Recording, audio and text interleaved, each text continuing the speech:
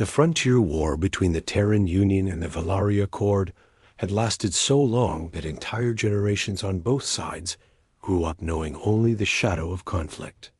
Among the Terran forces stood a soldier named Lion, a quiet man who had risen through the ranks, not because he sought glory, but because he held fast to duty. His officers trusted him with assignments that required steadiness, and among such missions was the escort of a political envoy deep into contested space. That mission would reshape his life in a way no training program had prepared him for. The envoy's vessel never reached the summit station where treaties were meant to be discussed. Instead, Syndicate raiders struck from the dark between systems. These raiders owed no allegiance to either side and preyed on the weak to maintain their influence. They captured the envoy, destroyed the escort ship, and dragged Leon along as a potential bargaining chip. Days later, Syndicate forces attempted to raid a Valari border settlement, and in the chaos, Leon broke free. Amid the gunfire, he discovered someone who should not have been there at all. A young Valari girl named Rena hid under the collapsed support frame of a transport skimmer. The raiders had taken her when they attacked her habitat platform for supplies and hostages.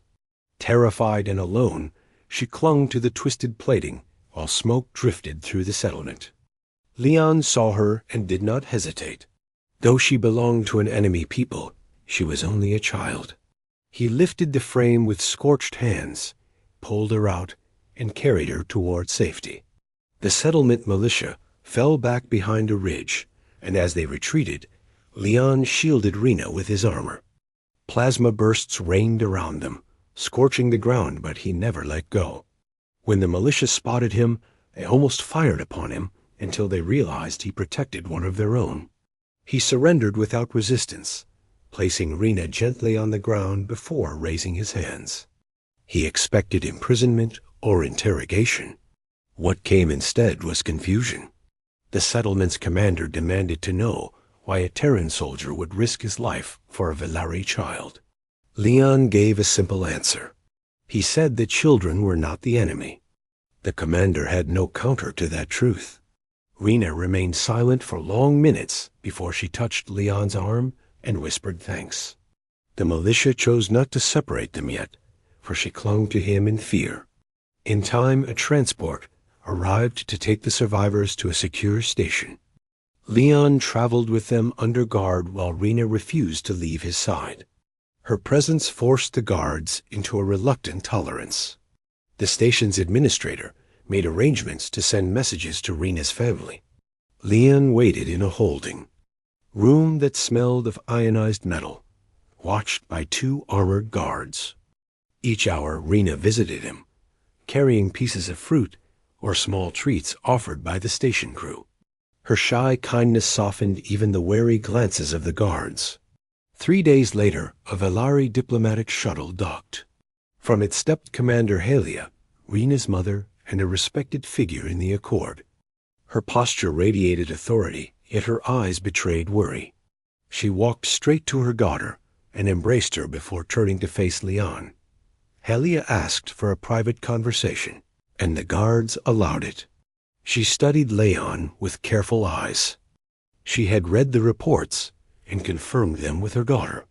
She asked why he acted as he did, despite belonging to a rival power. He told her the same thing he had told the militia. He protected a child because it was the right action. He added that he would have done the same for any child, regardless of origin. Halia remained silent for a time before thanking him. She then made a request he did not expect.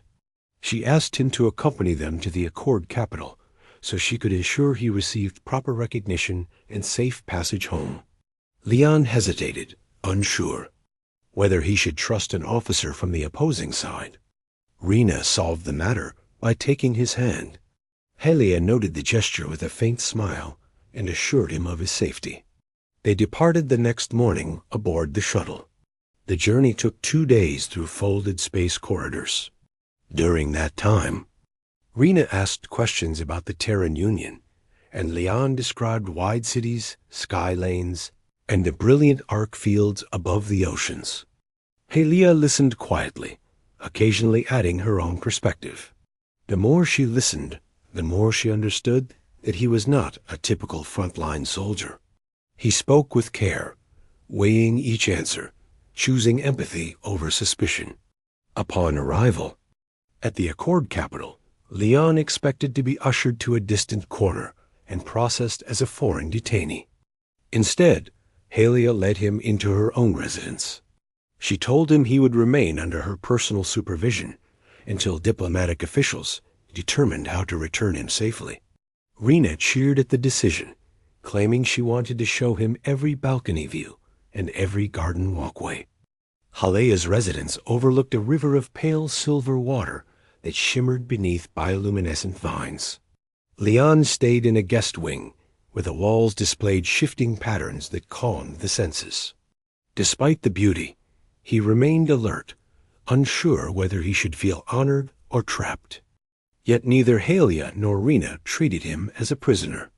Instead, they treated him like a guest. Each day, Rena guided him through the residence. She showed him floating lantern gardens, soft stone murals that changed according to the viewer's mood, and kitchens where aromatic stews simmered.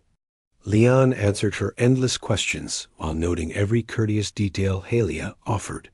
She often joined them for meals, studying him with a thoughtful gaze. In the evenings, Helia spoke with him about the war. She asked his views on the conflict, and he answered honestly. He said both sides had lost too much. He said that if leaders listened to ordinary people, they would understand that few desired endless battles. Halea admitted she agreed, but also explained the weight of history and politics that kept the conflict alive. She appreciated that he spoke without hostility. Weeks passed and diplomatic channels slowly stirred to life. Halea received messages from Accord officials urging caution and asking for formal debriefings. She responded that Leon was under her personal protection and that no action would be taken without her consent. Her assertive approach stirred curiosity among her peers. Rena grew attached to Leon in ways that surprised everyone. She insisted he join her during her lessons, where he learned basic Velari script alongside her. She insisted he read stories with her in the evenings. Sometimes she sat on the balcony railing while he recounted tales of Terran explorers. Her laughter drifted across the river and softened the stern armor of the residence guards. Haleo watched these moments and felt something unexpected. She felt gratitude toward the man who had saved her child. Gratitude deepened into respect. Respect began shaping something gentler, though she did not speak of it. She only observed him quietly, learning his patterns, recognizing his calm resilience. As the weeks continued, Halea received word that the Terran Union was requesting the return of their soldier. The Accord Council debated whether they should exchange him as a gesture of trust or hold him as a bargaining asset. Halea refused to treat him as currency. She argued that he had protected a Velari child at the cost of his own safety. The council respected her position, but urged a decision. That night, Helia invited Leon to the balcony overlooking the river. The soft glow of the vines illuminated the water. She told him about the council's message. She told him a choice had to be made. Leon nodded, ready to be sent home. Helia surprised him by asking what he wanted. He stood quietly, unsure how to articulate his thoughts. He said he missed his home, but also acknowledged that he had found peace in her residence. He said he valued the bond formed with Rena. Helia listened carefully. Then she told him that she did not wish to let him go. Her words halted the night's breeze.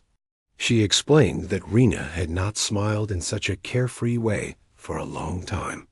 She explained that Leon's presence brought calm to their home. She explained that she trusted him more than many within her own faction. She told him she hoped he would remain, not as a detainee, but as a guardian and friend to her family.